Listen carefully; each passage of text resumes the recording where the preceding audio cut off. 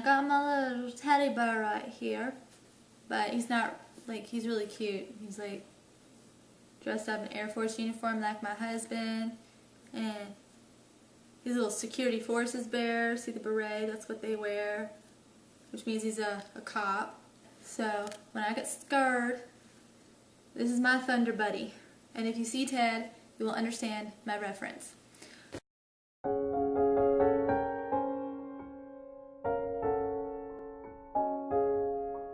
Hey, this is Michelle from Memoirs of a Movie Maven, and the movie I'm reviewing for you today is Ted.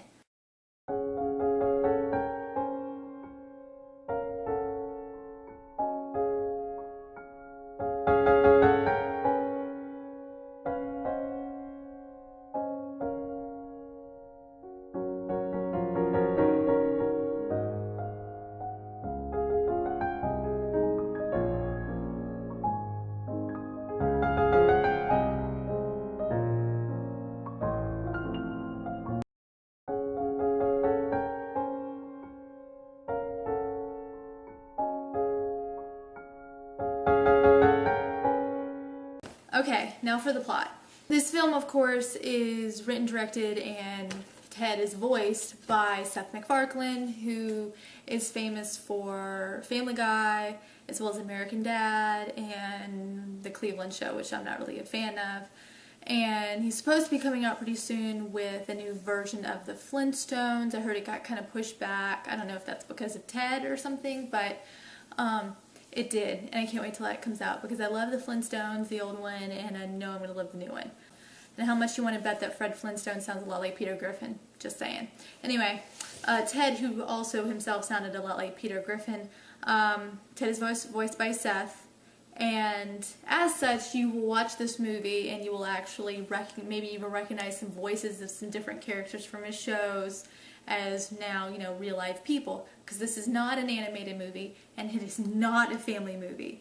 The basic plot of this movie is, as a 12-year-old boy, Mark Wahlberg's character, when he's 12, is not very popular, doesn't have a lot of friends, so he wishes that his bear was real so they could be best friends. And oh my gosh, lo and behold, poof, Ted comes to life and has like a little kid bear voice. And 27 years passes, and he's still around, they're still best friends, and this time, you know, he's older now, he's 27 years old, whatever, and he sounds like Peter Griffin, and he is a very, very bad bear. This movie is rated R for a reason. There are boobs, there's a lot of profanity, there's drug use, anything you could think of that a bear shouldn't do, it does. Ted does. But this movie is hilarious. I've never been a Marky Mark fan. That's why I call him Marky Mark. I've never been a fan of his as an actor. I always find him very unbelievable. But I do like him when he's in comedic mode. He's really, really funny. And Mila Kunis, who's famous for doing the voice of Meg on Family Guy, is really funny as well. And she's not just the girlfriend role, she's actually given opportunity to actually be comedic and do some really funny things.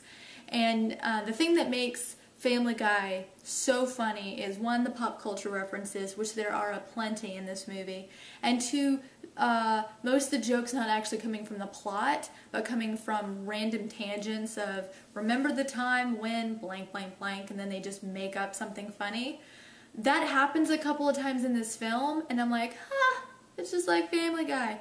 But thank God it doesn't do that the entire movie, because I really, really was worried a little. I was wondering, you know, can Seth MacFarlane direct a live action movie the way he does animated, and will he be able to write situations and dialogue that are funny according to the plot, and not just some random funny joke just thrown in. And he's proven that yes, he can do that. He can absolutely do that.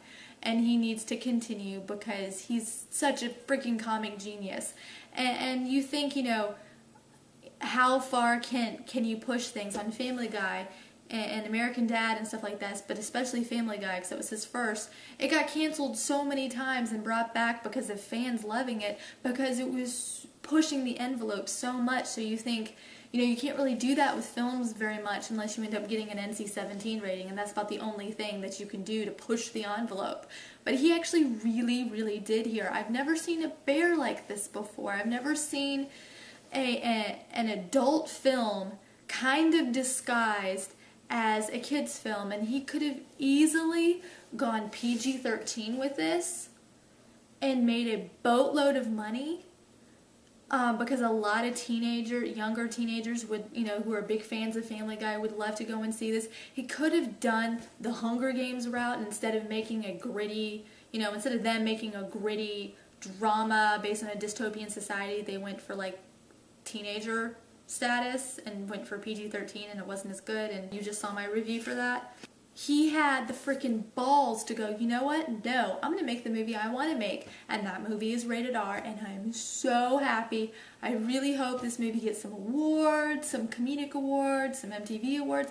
I don't care. I hope everybody sees it because it is so funny. It is definitely the funniest movie of the year so far. I'm so glad it got released during the summer blockbuster season because there's so many bad movies that get released during the summer that you need some really good ones. And yeah, would I call this a smart comedy? I don't think necessarily that some of the references are kind of smart, but mostly it's not a smart comedy, but I will call it a very inventive comedy.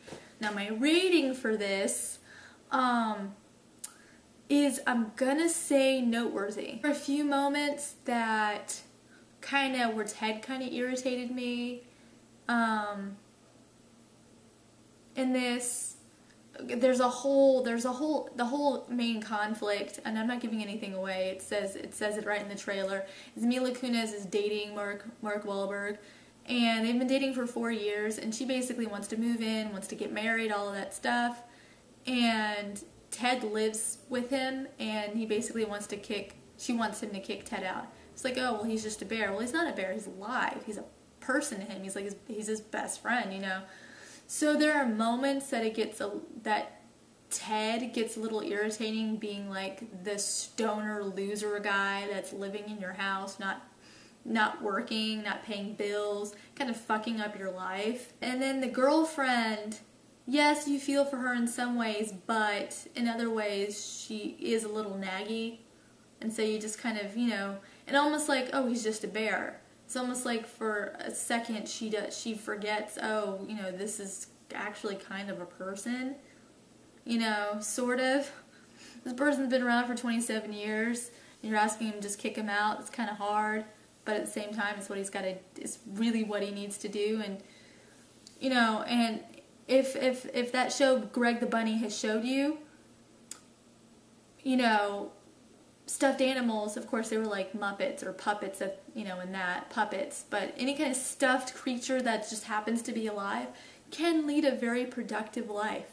So, aside from those slightly aggravating moments with Ted kind of being a loser and getting Marky Mark in trouble, and the times when the girlfriend was a little whiny, for the most part, at the point where I really would have started hating her character, she switched and became a person again. It was pretty cool. So it never crossed that line, but it did inch toward it. And those kind of things took away from me. The supporting cast is great. I'm not going to give away any of the voices of the different characters. You're just going to have to look them up. If you can't figure out where it's from, you're going to have to look them up. They're pretty funny. There's some pretty funny cameos in here too. I'm not going to give those away. They're really funny. I will say Seth Green isn't in this. I really wanted Seth Green, who does the voice of Chris Griffin, and I don't know why he wasn't in this, why he wasn't given a cameo. Maybe he's super busy with Robot Chicken, but I don't know. But he should have been there. I think that he was the one person that was missing that I really would have loved to see in this movie. And that's my only real complaint. Everybody should go see this. It's awesome. If you're under 17, just buy a ticket for another movie and sneak in. Okay? Because it's awesome and totally worth it. And yeah, I saw this in the afternoon. I would pay night price for it. it's such a nice break and release from all the Marvel comic movies. Yeah, go see it. It's awesome. Noteworthy.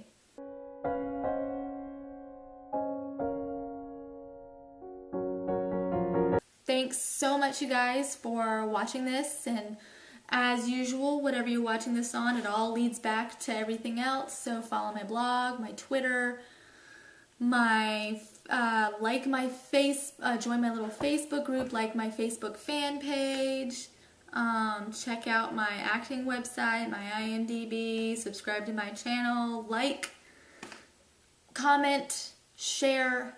Okay, a little update on my acting stuff. Wrap The Legend of Sue, and yeah, it looks like they're going to it's going to look at an October release. We've got some distribution stuff going on that's really exciting, and a bunch of the cast members are going to randomly roam around Dragon Con, and hopefully we'll have like some great vinyls and stickers, and I'm gonna see about getting a t-shirt made.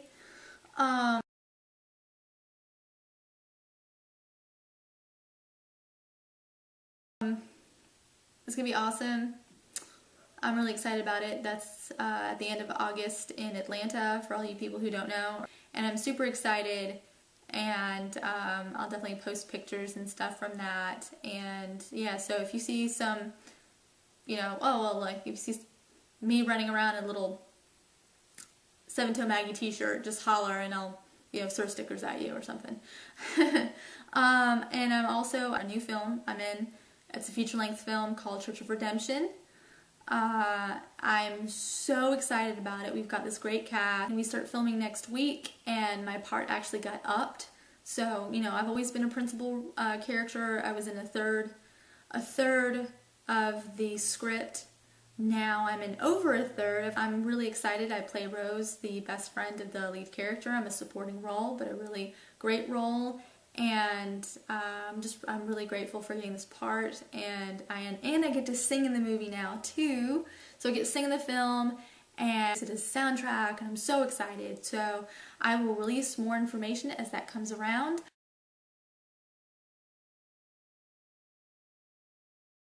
And be sure to go to my YouTube channel and check out, I favorited and liked and posted a bulletin about the Seven Toe Maggie official teaser trailer.